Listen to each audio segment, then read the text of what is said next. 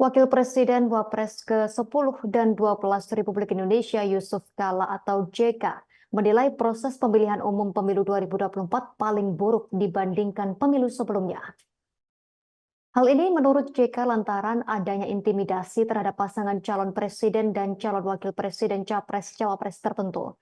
JK mengatakan intimidasi tersebut adalah bentuk ketidakadilan dalam proses pemilu. Dikatakan JK tampak demokratis, namun terdapat intimidasi dan dilaksanakan secara tidak adil dan berpihak.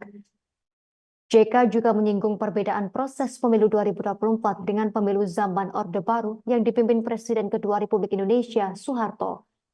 Menurut JK, meski pemilu zaman Orde Baru berlangsung tak adil, namun cara-caranya dilakukan tidak dengan intimidasi.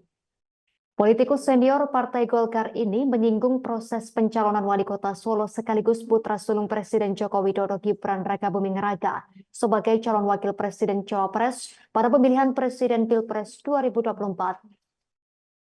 JK mengakui ia mengkritik proses pencalonan Gibran maju dalam Pilpres 2024. Namun menurutnya protes bukan karena Gibran anak Presiden Joko Widodo, melainkan cara-cara yang dilakukan untuk menempuh jalur menabrak konstitusi. Sehingga JK menilai, pemilu 2024 merupakan proses demokrasi yang terburuk, bahkan jauh lebih buruk dari era Orde Baru. Menurut Yusuf Kala, sapaan JK, di era Orde Baru pemerintah membuat sistem agar pemilu bisa diarahkan. Semisal mengerucutkan partai menjadi 3 agar pilihan masyarakat terbatas. JK menilai hal tersebut perlu dihilangkan.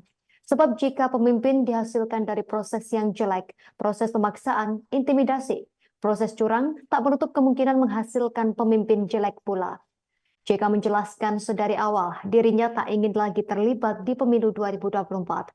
Namun melihat situasi dan perkembangan yang terjadi, membuat ia harus kembali terlibat di pemilu 2024 dengan mendukung pasangan Capres dan Cawapres nomor urut 1 Anies Baswedan Muhaimin Iskandar. Download Tribun X sekarang, menghadirkan lokal menjadi Indonesia.